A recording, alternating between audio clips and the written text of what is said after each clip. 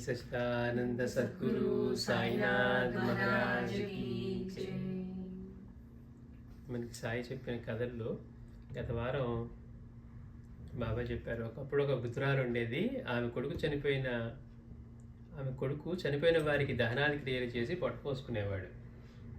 ఒక వృద్ధురాలు ఉండేది. ఆవిడకి ఒక కొడుకున్నాడు. అతను ఏం చేసేవాడంటే చనిపోయిన వాళ్ళకి దహన సంస్కారాలు చేసి దాంతో పొట్టపోసుకునేవాడు. అంటే సంపాదన దాంతో చేసేవాడు. ఒకప్పుడు ప్లేగు వ్యాధి చెలరేగడం వల్ల ఎందరో మరణించారు. అతని సంపాదన ఎంతో పెరిగింది. ఎందుకని ఎక్కువ మంది చచ్చిపోయారు. వాళ్ళందరికీ దహన సంస్కారాలు చేయడంతో అతను బాగా ఆర్జించాడట. ఒకనాడు భగవంతుడు ఆమెకు కనిపించి ఆ విధంగా లాభాలు గడించవద్దని ఆదేశించాడు. అయితే ఇతరులు అలా మరణించడం వల్ల వాడు బాధలో ఉంటే వీళ్ళు మాత్రం పొద్దుపోయారు, మనకి ఎక్కువ ఇది వస్తుంది లాభాలని భావనలో ఉండొచ్చు. అందుకని భగవంతుడు కనిపించాడట. కనిపించి ఆ విధంగా లాభాలు గడించవద్దని ఆదేశించాడు. కానీ ఆమె మాటలను కొడుకు లెక్క చేయలేదు. తల్లి మాటల్ని కొడుకు లెక్క చేయలేదు. అతడు మరణించిన తర్వాత ఆమె నూలుముడికి జీవించింది. భగవంతుడు ఆమెను భర్త వైపు బంధువులతో నివసించమని చెప్పినా ఆమె వినలేదు. ముందేమో ఇలాంటి పనులు చేసి ఎక్కువ ఆర్జించవద్దని చెప్తే కొడుకు చెప్పింది కొడుకు వినలేదు. తర్వాత ఆ కొడుకు చనిపోయిన తర్వాత ఆమె నూలుముడికి జీవించేదట. మళ్ళీ భగవంతుడు కనిపించి ఏం చెప్పాడంటే, నువ్వు భర్త వైపు ఉన్న బంధువులతోటి, అంటే ఒంటరిగా ఉండొద్దు, భర్త వైపు ఉన్న బంధువులతోటి కలిసి నివసించమని చెప్పినా ఆమె వినలేదు. ఈసారి ఒకనాడు కొందరు బ్రాహ్మణులు ఆమె వద్ద నూలు కొనే నెపం మీద వచ్చి ఆమె ఇంటిని కనిపెట్టి రాత్రి ఇంటికి కన్నం వేశారు. వారిలో ఒకడు నగ్నంగా ఆమె ఎదుట నిలిచాడు. ఆమె అతన్ని పారిపోమ్మని, లేకుంటే ఆ ఊరి ప్రజలు అతన్ని ప్రాణాలతో విడువరని చెప్పగా అతను పారిపోయాడు. ఆమె చనిపోయి అతని కూతురిగా జన్మించింది. చూడండి ఎట్లా ఉన్నాయో. అంటే గతంలోనేమో శిక్ష విధించిన వాడికి వాడి కొడుకుగా పుట్టాడు. ఇక్కడేమో ఈవిడ అట్లా నగ్నంగా నుంచున్న వాడికి పారిపోమని చెప్పిందట. లేకుంటే ఆ ఊరి ప్రజలు అతన్ని ప్రాణాలతో విడువరని. తన సంగతి చెప్పట్లేదు. చూడండి ఇక్కడ గమ్మత్ సూక్ష్మం అర్థం కావాలి. ఇక్కడ ఆవిడ ఎట్లా చెప్తుంది, నువ్వు పారిపో, లేకపోతే నిన్ను ఊరి ప్రజలు ప్రాణాలతో వదలరు అని చెప్తోంది. ఆవిడ తర్వాత చనిపోయిన తర్వాత అతని కూతురిగా జన్మించింది.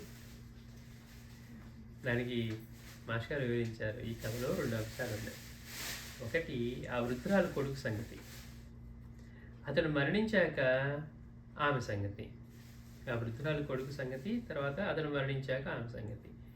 ఏ వృత్తిలోనైనా తన అవసరాలు బాధ్యతలు నెరవేరటానికి అవసరమున్నంత వరకు మాత్రమే సంపాదించడం వివేకం.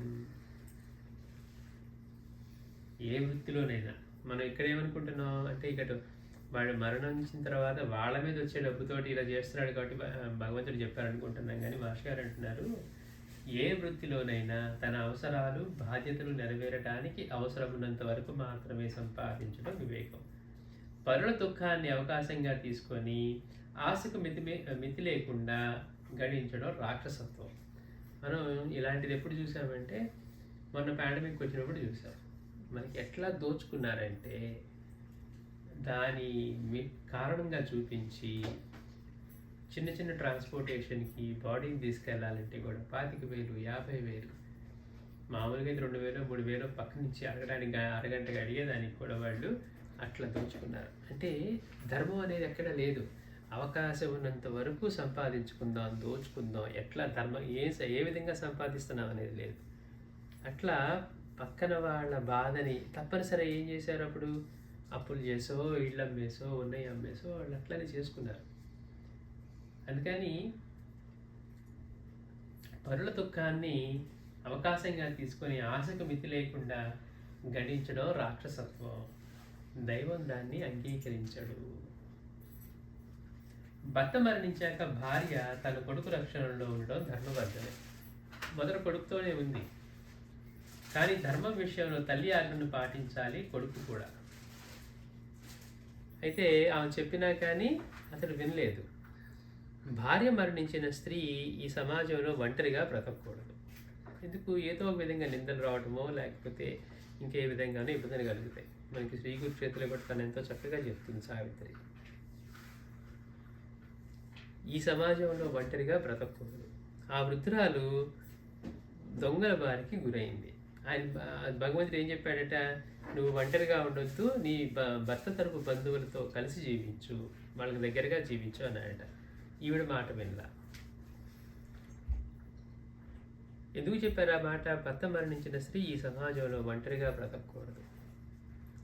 ఆ వృద్ధురాలు దొంగల బారికి గురైంది. వారిలో ఒకటి పట్ల ఆమె ప్రాకృతికమైన బలహీనతతో ప్రీతితో హితవు చెప్పింది. చెప్పేటప్పుడు ఎట్లా చెప్పింది? నువ్వు ఇక్కడి నుంచి పారిపో, లేకపోతే ఈ ఊరి ప్రజలు నిన్ను విడవరని చెప్పింది. అంటే అక్కడ భావం ఎలా ఉందట ఆవిడికి? ప్రాకృతికమైన బలహీనతతో ప్రీతితో హితవు చెప్పింది. అదే రుణానుబంధానికి కారణమై అట్టి దుష్టుడు కూతురిగా జన్మించే గతి ఆమెకు పట్టింది. ఇందులో స్త్రీ ధర్మాన్ని చెప్పారు బాబా. అంటే బాబా చెప్పే కథలో ఎంత లోతైన అర్థాలు ఉంటాయో మనకి ఈ అర్థం చేసుకొని గుర్తుపెట్టుకోవడం ఎంత కష్టం. కపర్ది ఎందుకు కష్టపడ్డా మనకు అర్థమవుతుంది. అట్లానే మార్చి 26, 1912 ఆ తారీఖున బాబా ఒక కథ చెప్పారట. చాలా చిన్న కథ చెప్పారు. నాకు ఒక సోదరుడు ఉండేవాడు. అతడి దుష్ప్రవర్తనకు స్వజాతి వారంతా అతన్ని వెలివేశారు. నాకు ఒక సోదరుడు ఉండేవాడు, బాబా చెప్తున్నారు. అతడి దుష్ప్రవర్తనకి, అతడి ప్రవర్తన బాగోకపోవటం వల్ల స్వజాతి వారంతా కూడా అతన్ని వెలివేశారట. నేను అతన్ని సంరక్షించి తిరిగి కులంలో కలిపాను అంటున్నారు. మనకి ఈ కథ ఏమర్థమైంది? తమ్ముడు మంచివాడు కాదే, అందుకని ఇంట్లో వాళ్ళందరూ వాళ్ళ కులం వాడు వెలేస్తే మళ్ళీ ఆయన వెళ్ళి వాడిని సంరక్షించి తిరిగి కులంలో కలిపాను అంటున్నారు. మాస్టర్ గారు వివరణ ఇస్తున్నారు. నేరాలకు శిక్షించడం కేవలం పామర సాధువుల పని. నేరస్తుని కూడా ప్రేమతో ఆదరించి అతన్ని సంస్కరించి సమాజంలో కలపాలి. మనం ఏం చేస్తాం? ఒక తప్పు చేసిన వాడు అనగానే వాడికి ఒక ముద్ర వేసేస్తాం. ఎందుకు ఏంటనేది మనం ఆలోచించాం. మనం చేయలేదు కాబట్టి, పక్కన వాడు చేశాడు కాబట్టి వెంటనే మనం జడ్జి చేస్తాం. మనం చేయాల్సి వస్తే ఏం చెప్తాం? లేదండి, తప్పనిసరి చేయాల్సి వచ్చింది, లేకపోతే సర్వైవలే కష్టం, అందుకని చేశాను, నేను ఇప్పుడు అబద్ధం ఆడిని, ఇప్పుడే ఆడాను అంటే ఏదో ఒకటి మన దగ్గరికి వచ్చేసరికి ఏం చేస్తాం? దానికి ఒక రీజను, ఒక ఎక్సెప్షన్ తీసుకొస్తాం. కానీ పక్కన వాళ్ళు నేరం చేసినప్పుడు అసలు మనంత ధర్మంగా ఉండేవాళ్ళు ఎవరు ఉండరేమో అన్నట్లుగా మాట్లాడతాం. ఇప్పుడు నేరాలకు శిక్షించడం కేవలం పామర సాధువుల పని. నేరస్తుని కూడా ప్రేమతో ఆదరించి అతన్ని సంస్కరించి సమాజంలో కలపాలి. శిక్షణే శిక్ష యొక్క పర్యావసానం కావాలి అంటారు.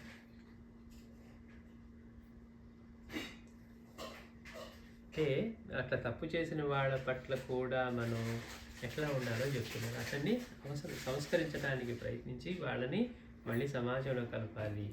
ఆ శిక్షణ ఎట్లా ఉండాలి అంటే శిక్షణే శిక్ష యొక్క పర్యవసానం కావాలి అంటున్నారు.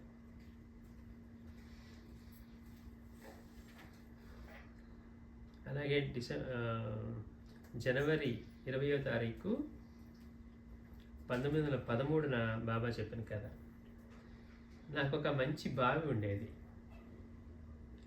అందులో నీరు ఆకాశం వలె స్వచ్ఛమైన నీలిమి రంగుగాను తరుగులేనివిగాను ఉండేది. బాబా ఒక కథ చెప్తున్నారు. ఏమని? నాకు ఒక మంచి బావి ఉండేది.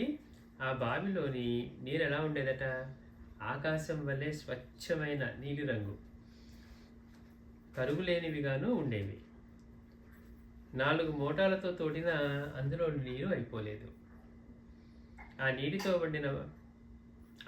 పండిన పండ్లు ఎంతో అందంగాను రుచిగాను ఉండేవి.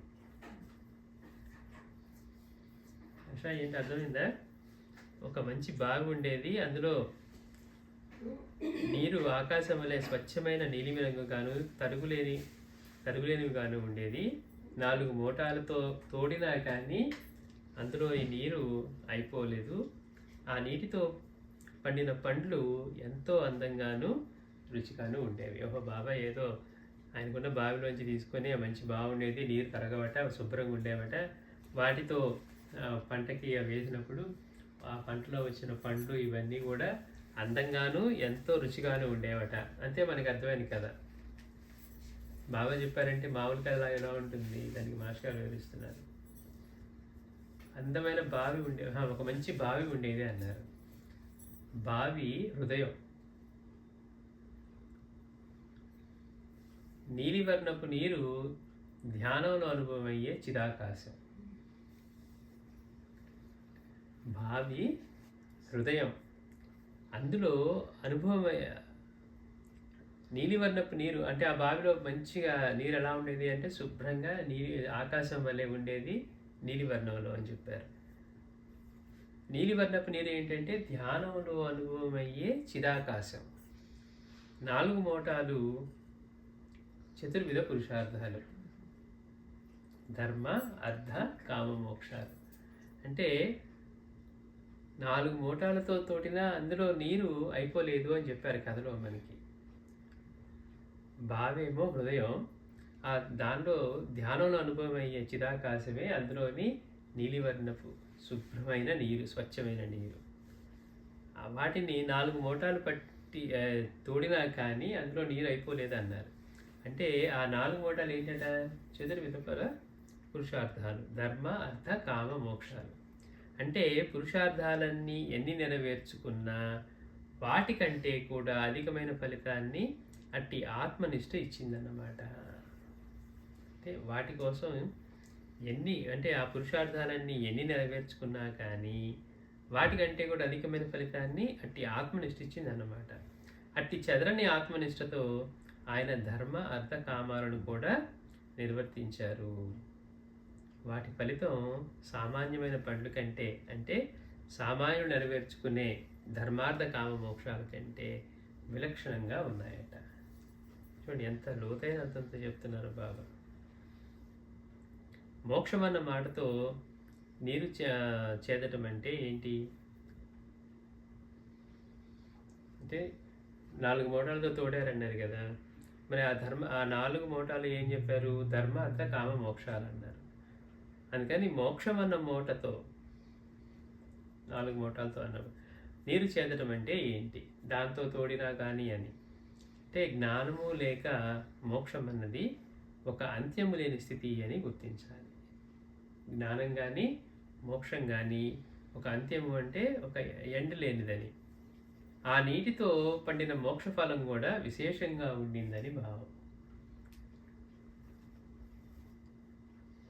తన ముక్తి కొరకు చేసిన సాధన ఫలితం కంటే సర్వజీవుల దుఃఖ నివారణం కోసం చేసిన సాధన ఫలితం గొప్పదని బుద్ధుడు చెప్పినది గమనార్హం.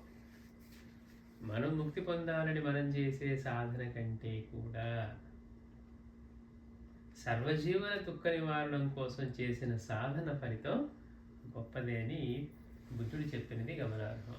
అయితే అట్టిది ఆత్మనిష్టను వీడకుండా ధర్మార్థ కామాలు నెరవేర్చగల వాడికే సాధ్యమవుతుంది. అది ఎవరికి సాధ్యమవుతుంది అంటే అట్టి ఆత్మనిష్టను వీడకుండా ధర్మార్థ కామాలను నెరవేర్చగల వాడికే సాధ్యమవుతుంది అంటున్నారు.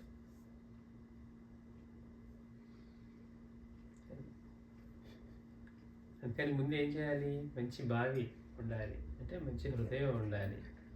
హృదయంలో మనం కనీసం ధ్యానం చేసి అభ్యాసం చేసి అందులో అలాంటి ధ్యానస్థితి కలిగితే అందులో నీరు ఆకాశమైన స్వచ్ఛమైన ఈ రంగుతో ఉండేది. అంటే ధ్యానంలో అనుభవమే చిదాకాశం. దీంతో మనకి బాబా చెప్పిన కథలు ఎంతో నిగూఢమైన కథలు వీటిలో అయిపోయాయి. మళ్ళీ మరొకసారి బాబా గొప్పతనాన్ని కథల ద్వారా, వారి బోధనా దక్షత, తెలిసి తెలియని పిచ్చివాడు మాట్లాడే మాటలకి బాబా యొక్క స్థితికి ఎంత